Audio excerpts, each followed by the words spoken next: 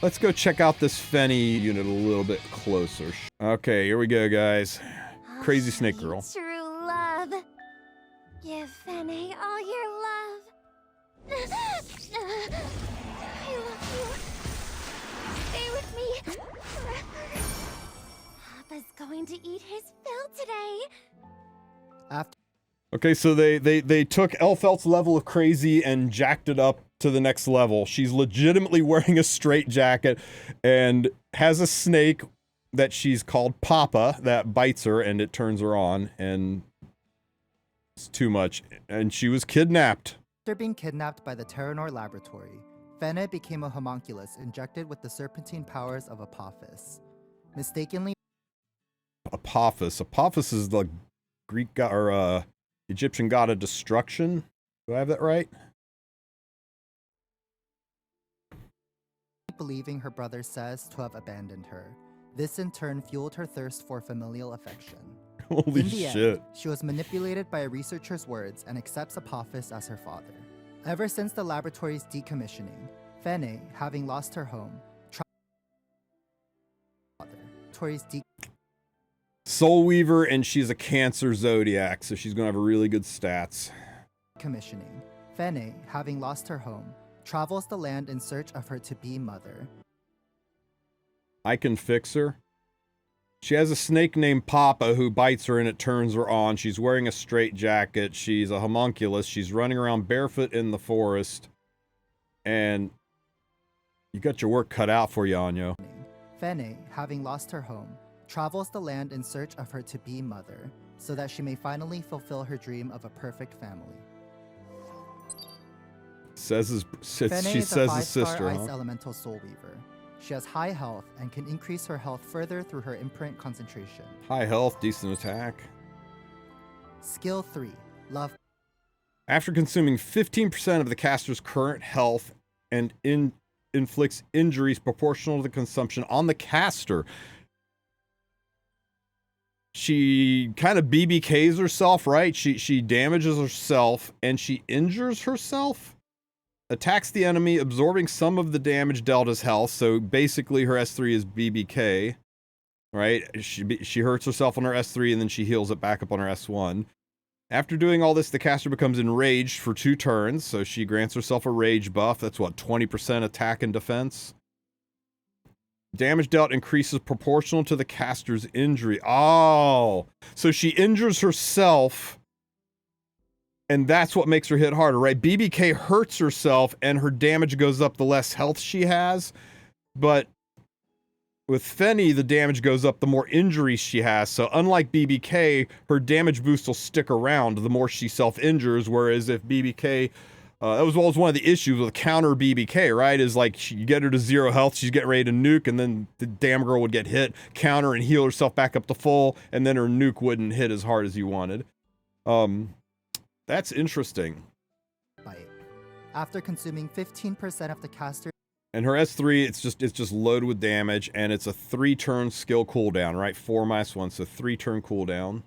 Current health and inflicting injuries proportional to the consumption on the caster. Attacks the enemy, absorbing some of the damage dealt as health.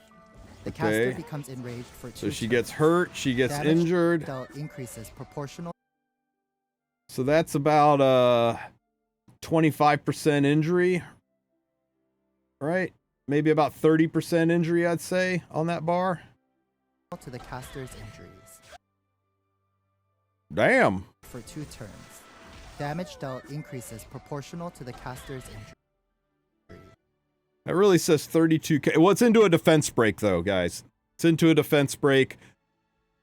So that's a little less impressive.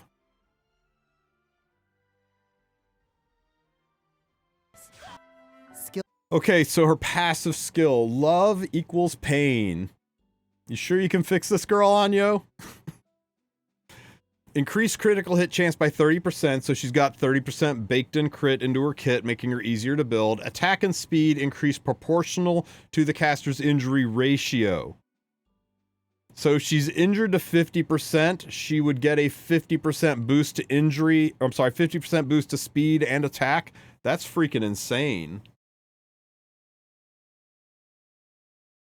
So the damage is proportional to her injuries, but also her attack is proportional to her injuries. So her attack's going to go up too.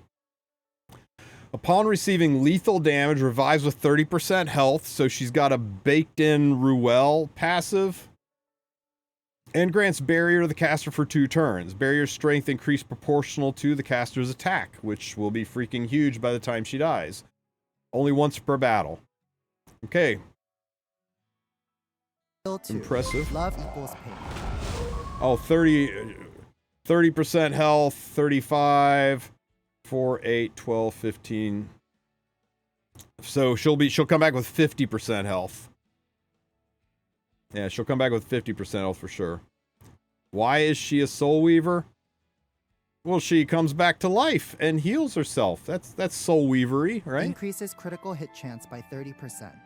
Attack and speed increase proportional to the caster's injuries ratio.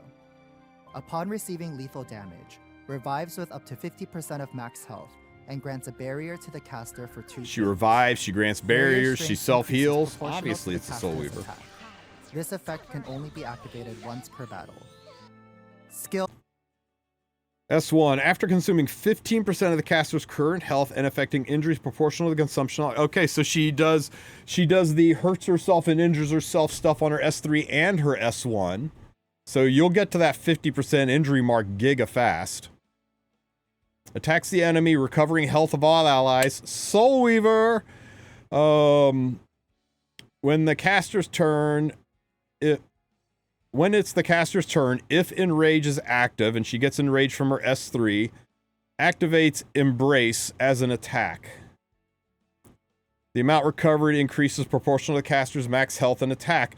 And remember, the more she's injured, the more her attack goes up, so she's going to heal more when she's injured too. So she'll be stronger healer the longer the fight goes on. And when she activates Embrace, attacks the enemy, grants immunity to the caster for 1 turn. Damage dealt increases proportional to the caster's injuries. And if you soul burn, she just heals even more. And it's loaded with damage. Skill 1. Intense Welcome. After consuming 15%. This is definitely our Rift caster's unit, current guys. health and inflicting injuries 100%. proportional to the consumption on the caster, attacks the enemy. I don't know recovering if you're health of using all this outside of allies. Rift. When it is the caster's turn, if the caster is enraged. Because again, remember, we're in a very green meta right now. Ice units are very hard to use. Mort, Alencia, Senya. Tough to use green units right now. Activates Embrace as an I think she's going to be Rift only the way Wukong is Rift only, right? Wukong was only usable in Rift unless you cooked up some serious tech with some high-end gear, and in high elos, people were using Wukong in very impressive ways, but it wasn't really accessible or common ways. It was like kind of 4-5 pick. Same with Kayn, I guess. Nah, Kayn wasn't usable anywhere. Wukong actually was usable. So I think that's what we got here. We got a Rift unit that some people are going to cook up some really nice, like 4 or 5 pick ways to use her in RTA, but she's not going to be a staple there, not in this meta. extra attack. Amount recovered increases proportional to the caster's max health and attack. I love Embraces an damage effect that dealing attacks the healers. enemy That's and my grants favorite immunity to the archetype caster in for gaming 1 turn. is the damage Damage dealing dealt healers. increases proportional to the caster's injuries. When 10 Okay. soul is consumed, Show me the increases damage. the amount recovered. So about 9k. Fenne's artifact. Okay, the artifact. So she's got baked in 30% crit, and her artifact's giving her another 8 and 16, another 12% crit at plus 15.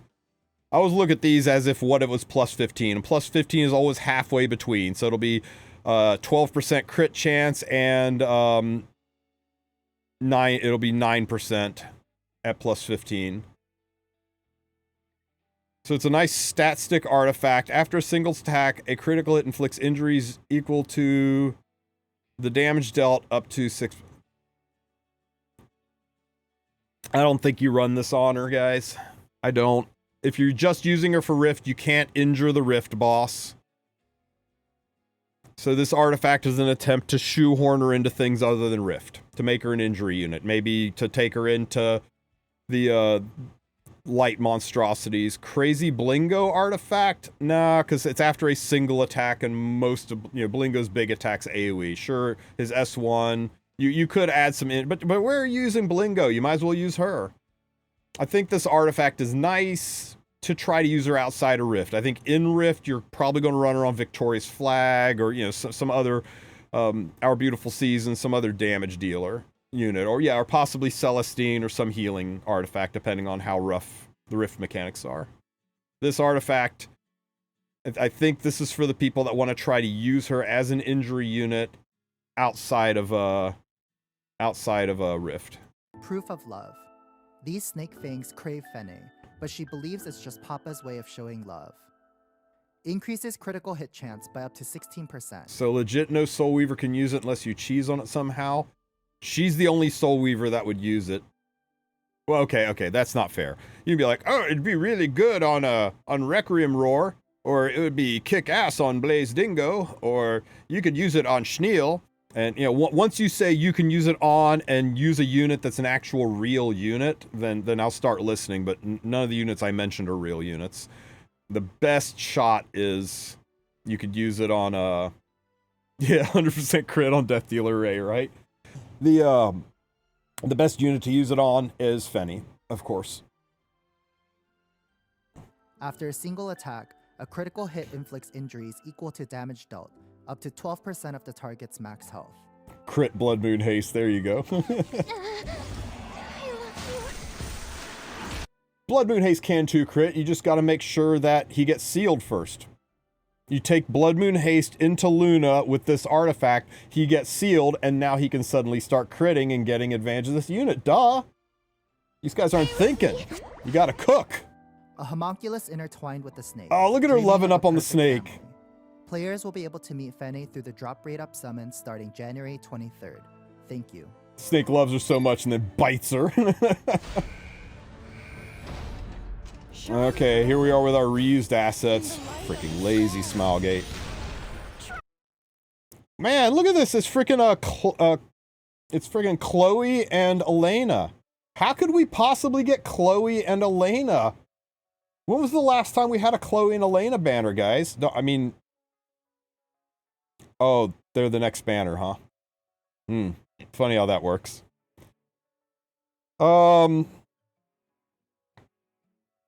Okay, so all of you guys who were saying Chloe is going to be a Rift unit, they buffed her to be usable in Rift, and I was here like, nah, fam, none of her kit looks like it's usable in Rift. I still don't think she's going to be used in Rift, but hey, you know what? Maybe you were right.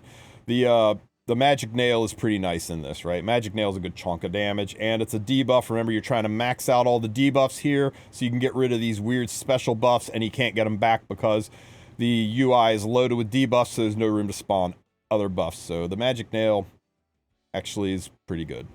It's going to be a Wukong situation, right? It's going to be, if you have this unit, you will be able to full clear much faster because one of your support units is also keeping pace with two of your damage dealing units. So you've got 30% more damage output.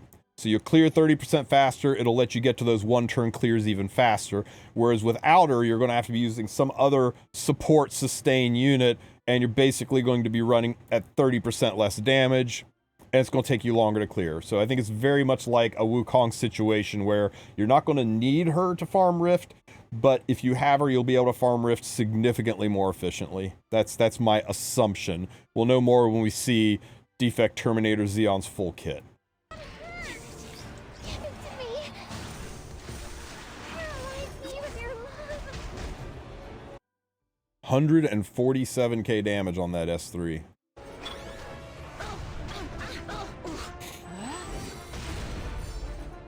Looks like you're losing. Nice 62k damage, 69k damage. Hold me till I can breathe. 42 and 60 is another 100k damage from her. Yeah, you're going to want this unit, guys. Oh my god, you're definitely going to want this unit on your team to do Rift.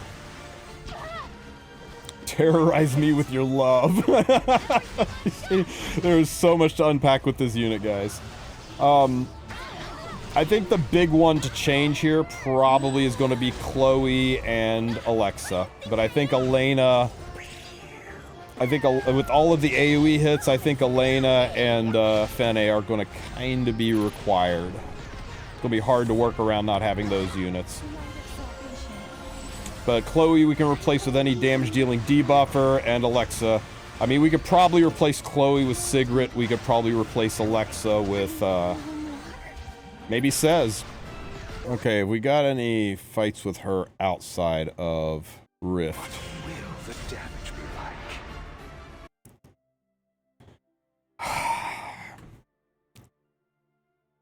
Anybody seen this arena defense before? Because I sure as shit haven't. When I go over and look at arena right now, all I see is Harsetti, BBK, and lots of green units. So I guess we can watch and see what they do in an unrealistic situation, but because I don't think you see arena defenses like this, right?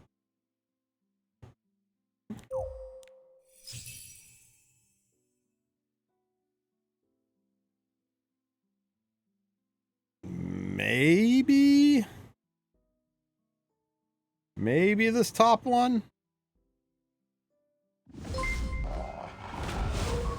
I don't know. We'll see. We'll try her out for sure. We'll try to cook up some offenses with her.